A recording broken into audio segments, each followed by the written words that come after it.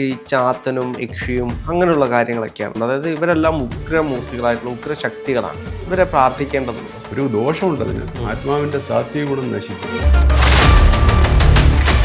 അല്ലാതെ ഒരു ദേവതയെ മാത്രം നമ്മൾ താമസ ദേവതയെന്ന് പറഞ്ഞുകൂടാ. വിഷ്ണുവിൻ്റെ പല ദേവതകളും താമസ ദേവതകളാണ്.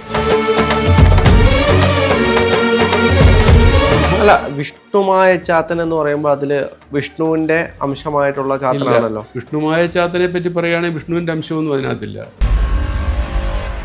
ഇപ്പോൾ നമ്മുടെ സമൂഹ മാധ്യമങ്ങളിലൊക്കെ ഏറ്റവും കൂടുതലും ട്രെൻഡിങ് ആയിട്ടുള്ളത് ഈ ചാത്തനും യക്ഷിയും അങ്ങനെയുള്ള കാര്യങ്ങളൊക്കെയാണ്. എനിക്കൊന്ന് നമ്മൾ പല വീഡിയോയിൽ ഇതിനെപ്പറ്റി പറഞ്ഞിട്ടുണ്ടെന്ന് തോന്നുന്നു. യഥാർത്ഥത്തിൽ നമ്മൾ ഇവരെയൊക്കെ ഉപാസിക്കേണ്ടതുണ്ട്. അതായത് ഇവരെല്ലാം ഉഗ്രമൂർത്തികളായിട്ടുള്ള ഉഗ്രശക്തികളാണ്. ഇവരെ പ്രാർത്ഥിക്കേണ്ടതുണ്ടോ? ഇവരെ എന്തിനാണ് പ്രാർത്ഥിക്കുന്നത്?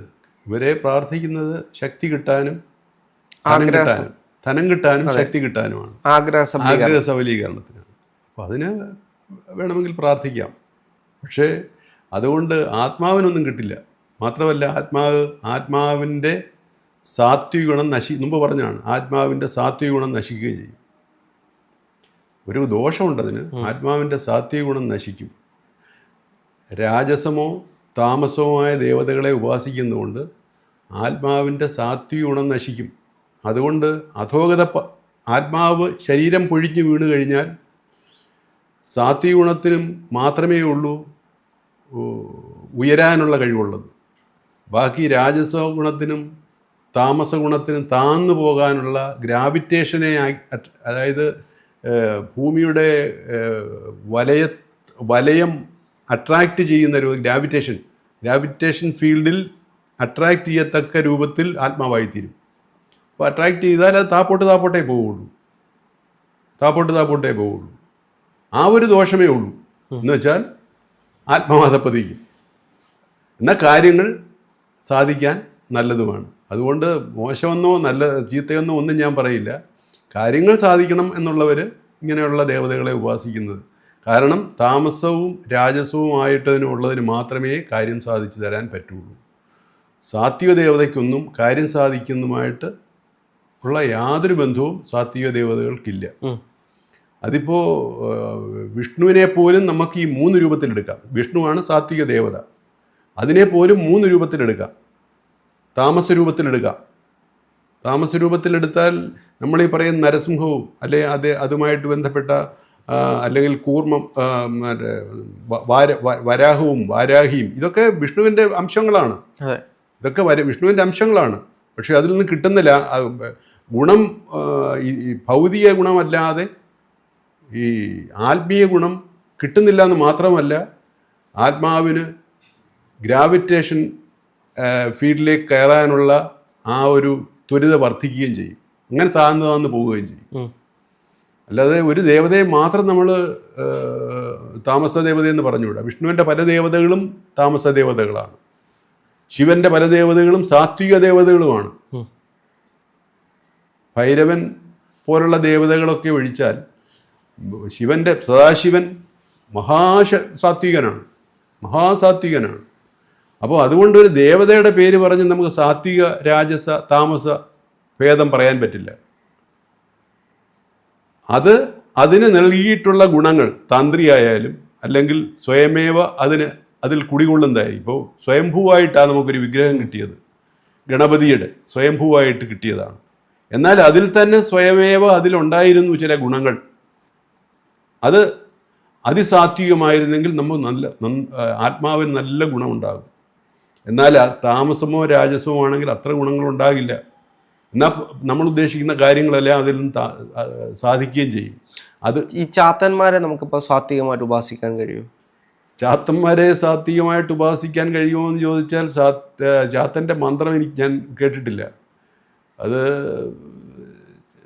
ചാത്തൻ സാത്വികമായിട്ട് ഉപാസിക്കാൻ സാധിച്ചേക്കും എന്ന് വെച്ചാൽ അതിൻ്റെ ഗ്രഹം ബുധനാണ്. ചാത്തനെ സാധാരണ നമ്മൾ പറയുന്ന ഗ്രഹം ബുധനാണ്. ഏറ്റവും ശുഭമായിട്ടുള്ള ഗ്രഹം ബുധനാണ്. അത് കഴിഞ്ഞേ ഉള്ളൂ വ്യാഴം. ചന്ദ്രൻ, വ്യാഴം, ബുധൻ, ഇവർ മൂന്നുമാണ് ശുഭഗ്രഹങ്ങൾ, അതിൽ ബുധനുമായിട്ടാണ് ചാത്തന് ബന്ധമുള്ളത്. അപ്പോൾ ചാത്തനിൽ സാത്വികാംശം ഉണ്ട്. അപ്പോൾ അത് ആ രൂപത്തിൽ നമുക്ക് ആ ചാത്തനെ മാറ്റിയെടുത്താൽ ശുഭത്വം തന്നെ കിട്ടും. ഒരു വിധത്തിൽ ഈ ദേവതകളെ നമ്മൾ തിരിക്കുന്നത് ദേവതകളെ നമ്മൾ തിരിക്കുന്നത് നവഗ്രഹങ്ങളെ കൊണ്ടാണ്. ഇപ്പൊ വിഷ്ണു വ്യാഴം ശുഭനാണ്, ശിവൻ രവി ആദിത്യൻ രാജസ പ്രധാനിയാണ്, ചാത്തൻ അല്ലെങ്കിൽ കൃഷ്ണൻ ബുധൻ സാത്വിക ദേവതയാണ്, ദുർഗ ചന്ദ്രൻ സാത്വിക ദേവതയാണ്, ഭദ്രകാളി ചൊവ്വ തമോ ദേവതയാണ്. അപ്പോൾ ഈ ഗ്രഹങ്ങളുമായിട്ട് ബന്ധപ്പെടുത്തിയാണ് കുറേയൊക്കെ ഇതിനെ സാത്വികമെന്നോ രാജസമെന്നോ പെടുത്തുന്നത്. ഇപ്പോൾ ഈ മുമ്പേ പറഞ്ഞ ചോദ്യം ബുധനെ പറ്റിയാണ് ചോദിച്ചത്.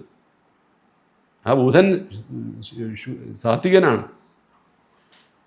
പക്ഷേ ആ സാത്വികനെ വിഷ്ണുവിനെ നമ്മൾ ഈ അതിഭീകരമായ മൂർത്തിയായ ഈ വാരാഹിയൊക്കെ ആയിട്ട് മാറ്റുന്നത് പോലെ മാറ്റിയാണ് നമ്മുടെ ഉപയോഗത്തിന് പറ്റുന്നത്. അപ്പോൾ അങ്ങനെ വരുമ്പോൾ അല്ല, വിഷ്ണുമായ ചാത്തൻ എന്ന് പറയുമ്പോൾ അതിൽ വിഷ്ണുവിൻ്റെ അംശമായിട്ടുള്ള ചാത്തനാണല്ലോ. വിഷ്ണുമായ ചാത്തനെ പറ്റി പറയുകയാണെങ്കിൽ വിഷ്ണുവിൻ്റെ അംശമൊന്നും അതിനകത്തില്ല.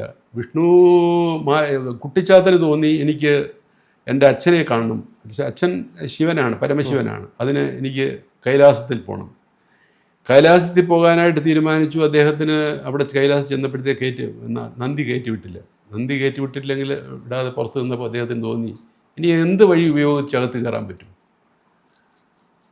വിഷ്ണുവിൻ്റെ രൂപത്തിൽ കയറിയാൽ അകത്ത് കയറാം. അങ്ങനെ അദ്ദേഹത്തിൻ്റെ വിഷ്ണുവിൻ്റെ രൂപം കെട്ടിയിട്ട് വിഷ്ണു ചെല്ലുന്ന കണ്ടപ്പോൾ നന്ദി മാറിക്കൊടുത്തു, വിഷ്ണു ചാത്തൻ കയറിപ്പോയി.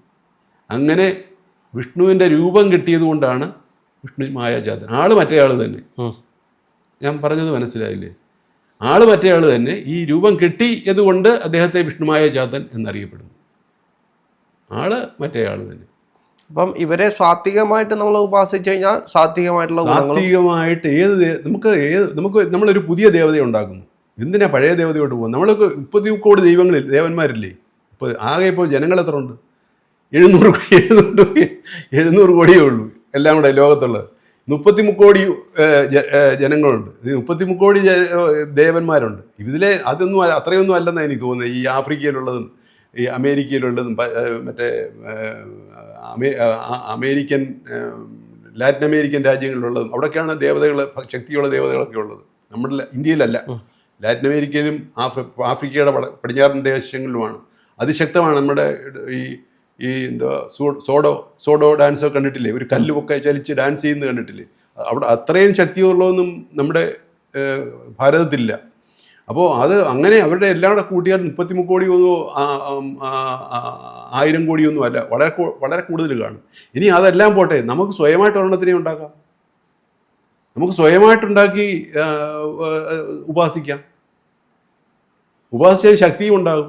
സ്വന്തമായിട്ട് നമുക്കൊരു ദേവത ഉണ്ടാക്കാം. നമ്മൾ പേരിട്ടാൽ മതി. അത് ആ തന്ത്രത്തിൽ ഒരു ദേവതയെ ഉണ്ടാക്കാനും അങ്ങനെ ഒരു ദേവതയെ ഉണ്ടാക്കാനും അതിന് ശക്തി കൊടുക്കാനും അതിന് പ്രതിഷ്ഠിക്കാനും അതിന് ഉപാധി പറഞ്ഞിട്ടുണ്ട്. അതിന് പ്രത്യേക തന്ത്രമുണ്ട്. അതിന് തന്ത്രം എന്ന് വെച്ചാൽ പറഞ്ഞിട്ടില്ലേ, ഈ വിഗ്രഹങ്ങൾ പ്രതിഷ്ഠിക്കാൻ വേണ്ടിയുള്ള അത് ഇതുവരെ ഇല്ലാത്തതിനെ നമുക്ക് ചെയ്യാം. അങ്ങനെയാണല്ലോ ചില ദേവതകളൊക്കെ. ഉദാഹരണം പറഞ്ഞാൽ ഇപ്പോൾ അയ്യപ്പൻ, അങ്ങനെ 14 നൂറ്റാണ്ട് വരെ അയ്യപ്പൻ ഇല്ല, പിന്നാണ് അയ്യപ്പൻ വന്നത്. അപ്പോൾ അങ്ങനെ ചില ഇത് ഉണ്ടാക്കാൻ പറ്റും. നമ്മുടെ ശക്തിയുള്ള ഒരു ദേവതയല്ലേ അയ്യപ്പൻ? അങ്ങനെ ഉണ്ടാക്കാൻ പറ്റും. 14 നൂറ്റാണ്ടിന് ശേഷമല്ലേ അങ്ങനെ ഉണ്ടായത്. അതിന് മുമ്പ് അയ്യപ്പൻ ഇല്ല. അപ്പോൾ അത് അങ്ങനെ ഉണ്ടാക്കാം. ഇതെല്ലാം മനസ്സിൻ്റെ പണിയാണ്. ഇത് ആരുണ്ടാക്കി എന്നുള്ളൊരു പ്രശ്നമാണ്. മനസ്സിന് ശക്തിയില്ലാത്തവൻ അല്ലെങ്കിൽ മനസ്സിന് ക്രിയേറ്റീവ് പവർ ഇല്ലാത്തവൻ ഉണ്ടാക്കിയാൽ ഇതിനൊരു ഫലവുമില്ല. ചിലരുണ്ടല്ലോ, അയ്യോ ഇല്ല എന്തൊരു തേങ്ങ കൊള്ളാമല്ലോ എന്ന് പറഞ്ഞ് തീരുന്നതിന് മുമ്പേ തേങ്ങ തറയെ വീഴും. ഇത് കണ്ടിട്ടില്ലേ? അങ്ങനെയുള്ള നമ്മൾ കണ്ണ് വിടുക എന്നൊക്കെ പറയും. കണ്ണ് വിടുക, അതല്ലെങ്കിൽ ഇത് നല്ലതാണ് എന്ന് പറഞ്ഞാൽ മതി, അതെല്ലാം കൂടെ തറയി വീഴും. ഇങ്ങനെ ഒരു നമ്മൾ കണ്ടിട്ടുണ്ട്. അതൊരു പവറാണ്, മൈൻഡിൻ്റെ ഒരു പവറാണ്. ഇങ്ങനെയൊക്കെയുള്ള പവർ പല രൂപത്തിൽ നമ്മളിലുണ്ട്. അതിൽ ഈ ക്രിയേറ്റീവായുള്ള നല്ല പവറുള്ളവർ പവർ കൊടുത്ത് പ്രതിഷ്ഠിക്കണം. അപ്പോൾ അത് ഇത് ഈ മൈൻഡിൻ്റെ പവറാണ് ഇത്. നമ്മൾ എന്ത് ചെയ്തു എന്നുള്ളതല്ല. അതുപോലെ തന്നെ നമ്മുടെ എത്ര പേരുണ്ട്, പറയിപറ്റ പറയിപറ്റ പന്തിരൂലങ്ങളെല്ലാം ഓരോ പ്രതിഷ്ഠകളും ദേവത അമ്പലങ്ങളും ഒക്കെ സൃഷ്ടിച്ചിട്ടുണ്ട്. അവരൊക്കെ വലിയ പവർ, മൈൻഡ് പവർ ഉള്ളവരായിരുന്നു.